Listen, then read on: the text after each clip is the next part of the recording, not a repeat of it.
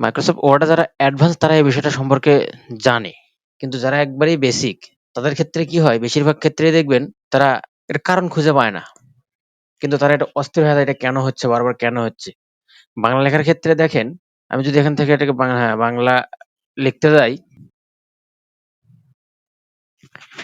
এই যে আমি যখন এটা লিখে স্পেস দিলাম তখন এটা আমি লিখছি যারা, কিন্তু এখানে দেখেন পরিবর্তন হয়ে গেল এটা।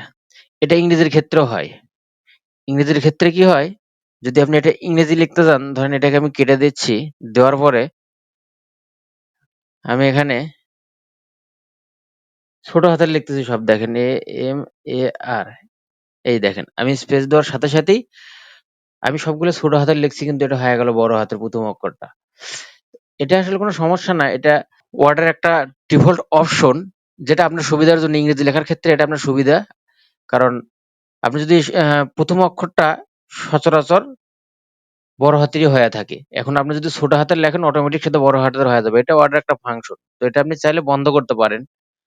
তো এটা আপনি কিভাবে করবেন সেটা আপনাকে দেখাচ্ছি। এটা করার জন্য আপনাকে যেতে হবে, এই যে দেখেন কাস্টমাইজ রিবনে যাইতে হবে আপনাকে, এই চিহ্নটাতে ক্লিক করবেন, অথবা এখানে যেকোনো একটা মেনুর উপরে আপনি ক্লিক করে যদি এখানে যায় দেখেন কাস্টমাইজ দ্য রিবন, এটার উপরে যাবেন, যাওয়ার পরে আপনি কি করবেন, এই যে প্রুফিং, এটার উপরে ক্লিক করবেন। করার পরে দেখবেন এখানে অটো কারেক্ট অপশন নামে একটা অপশন আছে, এটার উপরে ক্লিক করবেন।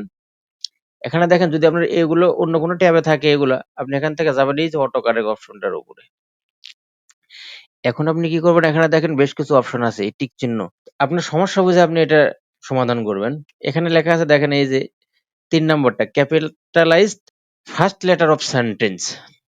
আপনার একটা সেন্টেন্সের প্রথম লেটারটা ক্যাপিটালাইজড হয়ে যাবে এটার জন্য। তো আপনি এটা ইংরেজি যখন লিখলাম আমি, তখন এটা দেখেন ছোট হাতের লিখছিলাম, হয়ে গেল বড় হাতের অক্ষর। তো এই একই কাহিনীটা বাংলার ক্ষেত্রে ঘটতেছে। বাংলা সেটা চেঞ্জ হয়ে যাচ্ছে, যেহেতু ওয়ার্ডটা তো বাংলার উপর ডিপেন্ড করে তৈরি করা হয়নি।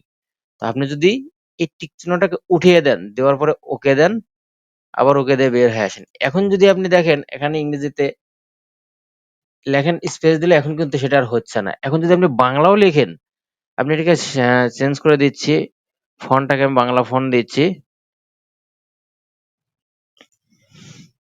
এখন যদি আপনি এটা লেখেন, এখন স্পেস দিলে কিন্তু এখন আর এটা চেঞ্জ হবে না। যাই হোক, যারা এটা জানেন না তাদের জন্য এটা উপকারী, কারণ অনেকেই দেখছি, অনেক ফেসবুক পোস্টে দেখছি এটা নিয়ে অনেকেই মানে মাথা ঘামায় অস্থির করে ফেলে, এটা কেন হচ্ছে কেন হচ্ছে, সমাধান খুঁজে পান না। এটা সিম্পল একটা জিনিস, এটা একদিক দিয়ে উপকারী, কিন্তু আপনার হয়তো বাংলা লিখতে গেলে একটু বারবার ঝামেলা, সেদিক থেকে আপনার জন্য অপকারী হতে পারে।